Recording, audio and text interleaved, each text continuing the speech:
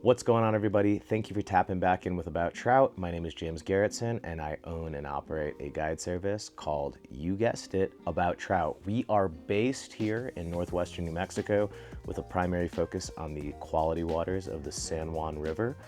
And yeah, it's a great place, so check it out. But that has nothing to do with today's video. Today, we are talking about river slangs, terminology.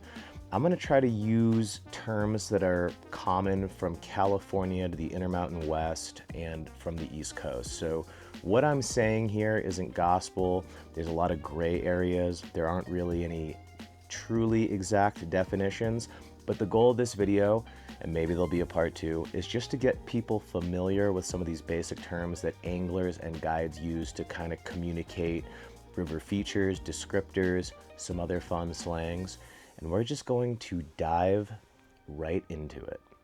So starting off, the first kind of slang that we're going to talk about is this one. You might hear this from a guide some point. I hope you don't, but sorry I'm 2 hours late for the guide trip. I was 27 beers deep last night at the Iron Lotus and woke up behind a dumpster. What that translates into is I make terrible life decisions and I'm probably getting fired instantly. So if there was any sort of mix-up or what that could mean, I hope that clarifies it. Moving on, a common one is stick. Stick can be used to describe anglers, clients. I'll use this in a sentence, if you will, for 400. How was your day? My day was great. I had a couple sticks in the boat.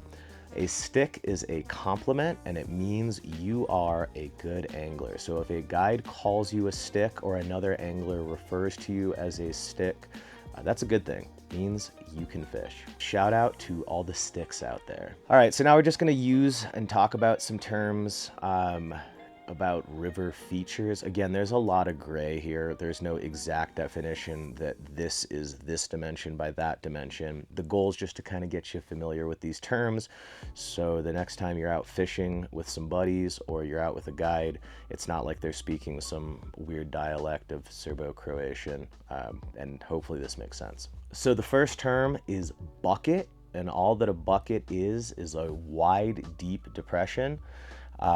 You know, a bucket could be 1 foot by 1 foot by 1 foot, 3 dimensions, or it could be 10 feet wide, 5 feet deep, and 6.783 feet across. So it can be a lot of different things.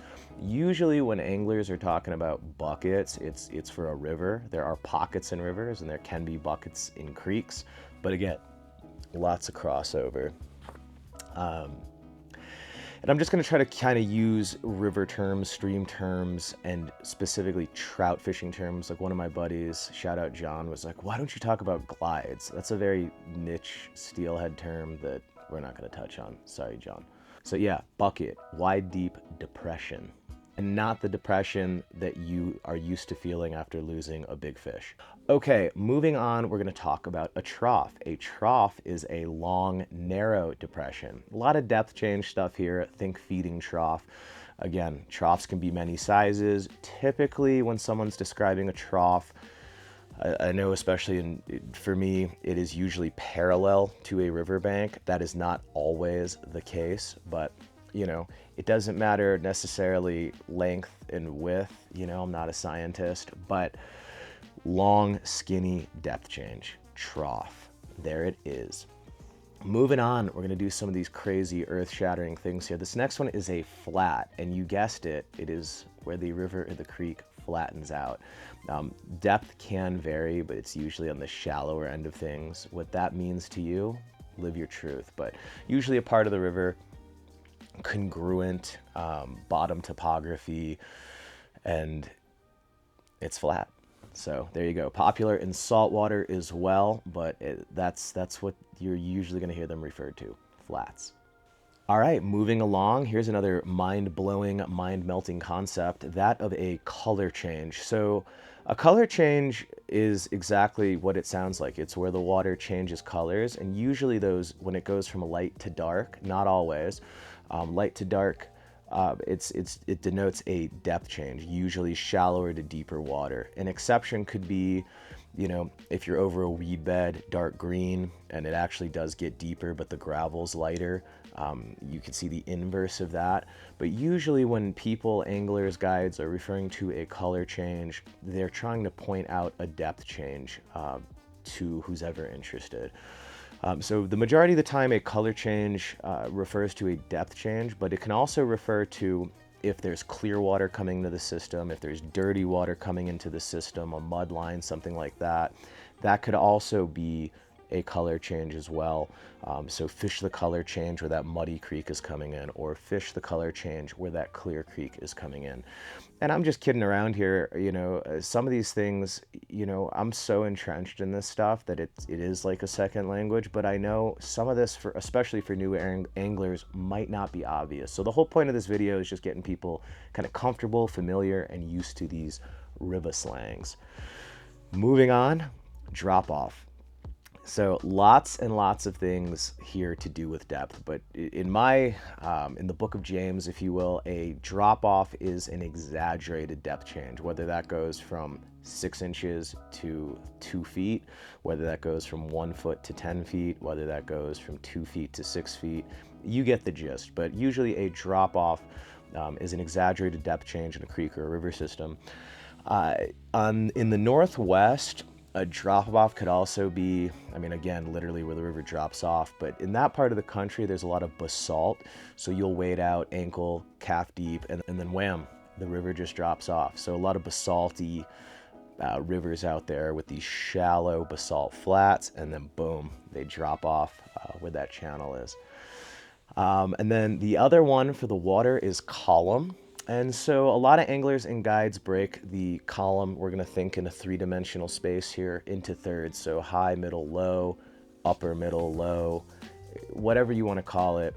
You start thinking about the water in 3 dimensions and where are the trout? Are they here? Are they here? Are they here? Maybe where's the bass? Maybe where are the flannel mouth suckers if you're into that. But when an angler is referring to column, they're thinking in terms of what we just said, in a 3-dimensional space. Column really doesn't matter if you're fishing something that's like a foot deep, but as the river gets deeper and those fish can really stratify, something to keep in mind. So that's what people are referring to when you think about a column. And then we're just gonna end it off with kind of a fun metaphor for a small fish, a dink.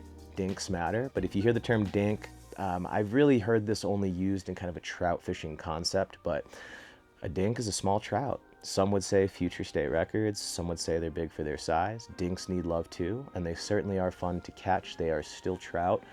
But if you hear the term dink, that is what is being referred to, a small trout.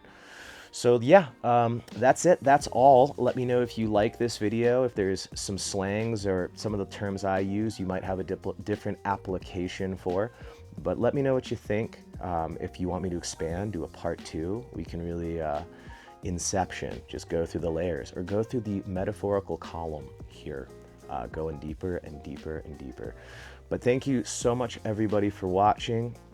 Appreciate everything, and I will see you guys on the next video. One love.